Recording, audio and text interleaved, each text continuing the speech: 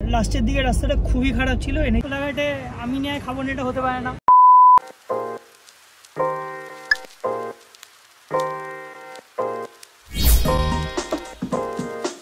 Morning and welcome to a new vlog and a new day. আজকে কিন্তু আমাদের বাড়ি ফিরে যাওয়ার পাল্লা। আমরা আছি সম্বলপুরে, ওইখান থেকে আমার ডিরেক্ট আছে কলকাতা যাব। এখান থেকে আই থিঙ্ক 8-9 ঘন্টা মতো লাগবে। তো আমাদের ব্রেকফাস্ট ডান, ব্রেকফাস্ট ওয়াজ কমপ্লিমেন্টারি আর প্রচুর আইটেমস ছিল।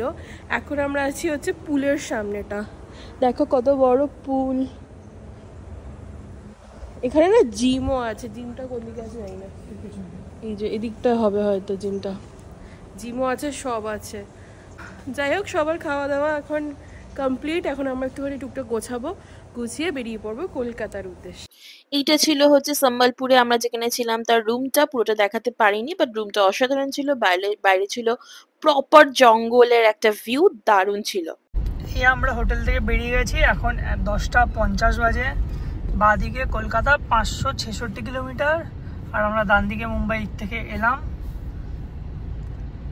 এটা সামনেটা হচ্ছে কি মেন সম্বলপুর সিটিটা, যেটা আমরা কালকে থাকিনি। মনে ছিল একরাশ দুঃখ, আর সেই দুঃখকে অতিক্রম করেই আমরা আমাদের বাড়ি থেকে রওনা দিচ্ছিলাম। আমরা জার্নিটা শুরু করেছিলাম একটু লেটে, খুব টায়ার্ড ছিলাম বলে খুব একটা তাড়াতাড়ি উঠতে পারিনি, সম্ভব হয়নি, এর জন্য একটু লেটেই শুরু করতে হলো।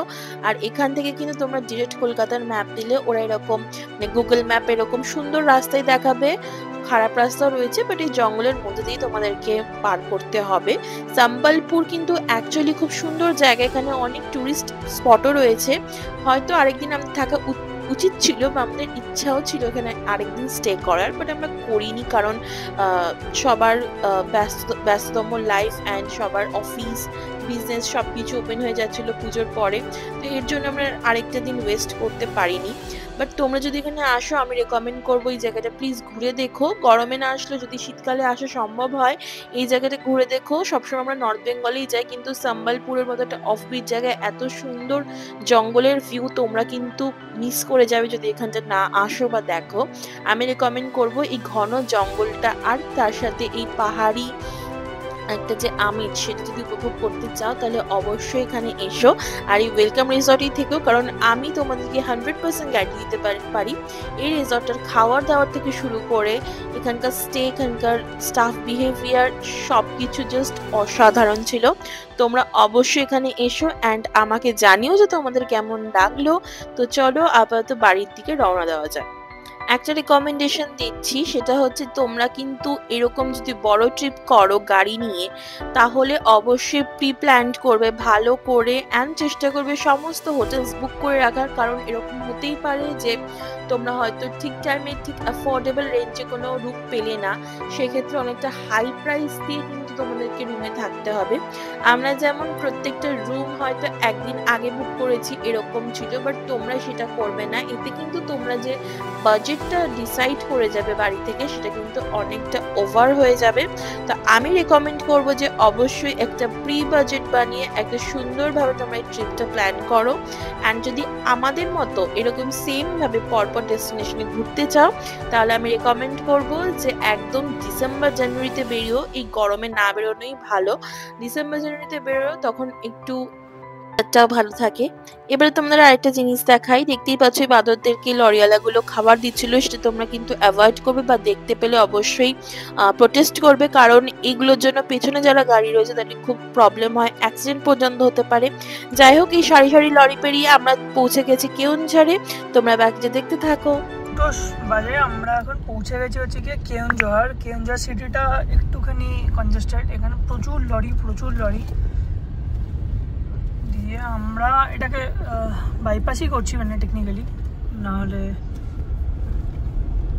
NH49টা যেটা দিয়ে আমরা উঠেছি, এই মানে যখন দিয়ে কেওনঝড়টা পার করলাম, কেওনঝড় আগেও তো দারুণ রাস্তা ছিল, যে ওটা পার করলাম না, এত বাজে রাস্তা মানে, আর বাজে রাস্তা মানে গর্ত, মানে এতটাই, মানে রাস্তার গর্তই ভর্তি রাস্তাতে।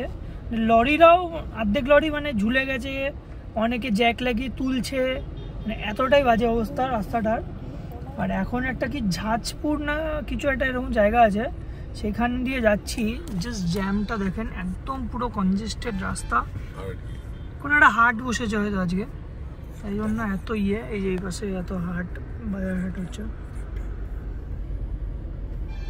কিন্তু রাস্তাটা এটা খুবই বাজে, মানে এটা অ্যাভয়েড করাটাই মানে উচিত, যদি না মানে এই কেওনঝড় স্পেসিফিক কোনো জায়গায় যেতে হয়।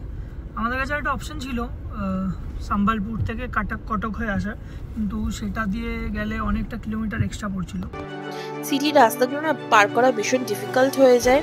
যাই হোক, সিটির রাস্তাগুলো পেরিয়ে সুন্দর রাস্তাও এসছে আমাদের, এরকম পাহাড়ে সুন্দর সুন্দর দৃশ্য দেখতে দেখতে। কিন্তু আমি বলেছি সব রাস্তা স্মুথ হয় না, তোমরা এটাও দেখতে থাকো যে খারাপ রাস্তা কিরকম।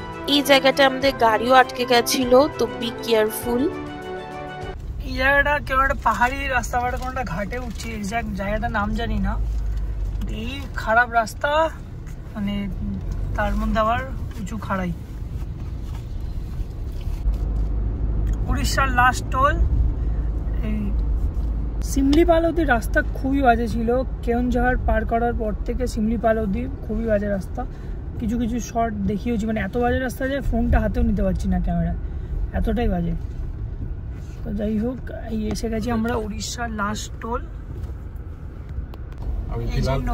এই নদীটা হচ্ছে সাবরমতী রিভার, এটাই হচ্ছে কি actually Orissa Jharkhand border, interstate checkpost Orissa Jharkhand.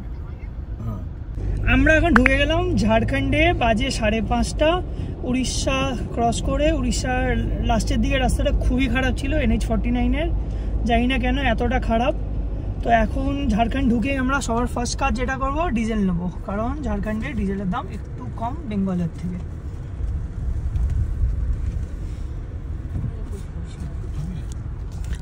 আর আমরা কি করলাম, ঝাড়খণ্ড বর্ডারে কিছুই না, এমনি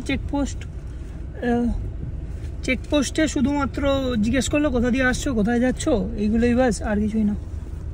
পেট্রোল পাম্পটা বেশ পরিষ্কার বড় হইতে, সবাই একটু বাথরুম করতেও গেল। আর গাড়ির অবস্থাটা এরকম।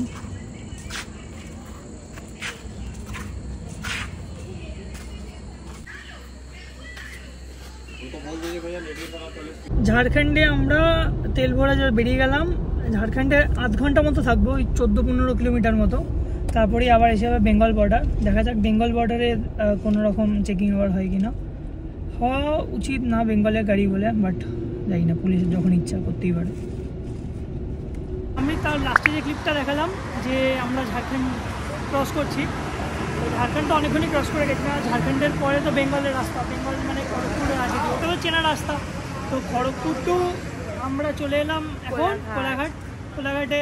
আমিনিয়ায় খাবো না, এটা হতে পারে না, চলো আমরা চলে এসেছি আমিনিয়াতে। চলো, আমাদের সবার খাওয়া দাওয়া হয়ে গেছে আমিনিয়া থেকে। এখন আমরা এইমাত্র গাড়ি স্টার্ট করলাম, এখন যে যার বাড়ি যাব। তো এখান থেকে কোলাঘাট থেকে আমাদের যে বাড়ি আর কি সবার ওই 2 ঘন্টা 2.5 ঘন্টার মতো লাগবে হয়তো। আমরা আমাদের ঘরে ঢুকে গেছি, মানে আমার ঘরে আমরা ঢুকে গেছি। এরপরে তাড়াতাড়ি যাবে হচ্ছে সল্টলেকে, এই যে লাগেজ ফাগেজ সব নামানো হচ্ছে। এই যে আমরা আমাদের বাড়িতে চলে এসেছি, মানে আমি আমার বাড়িতে চলে এসেছি এই যে। আর এবার তাড়াতাড়ি যাবে হচ্ছে ওদের বাড়িতে সল্টলেকে। তো এই হচ্ছে গাড়ির কন্ডিশনটা, গাড়ি খুবই নোংরা হয়ে রয়েছে, এটা পুরো ডিপ ক্লিন হবে পরে। এই যে লাগেজ ফাগেজ সব নামানো হয়েছে। দাঁড়াও, এখানে আমার ব্লগ শেষ হচ্ছে, ঘুরতে যাওয়ার। ব্লগটা ভালো লেগে থাকলে অবশ্যই like share subscribe to my channel. আরও অনেক অনেক ব্লগ আসবে, তার জন্য সাবস্ক্রাইব।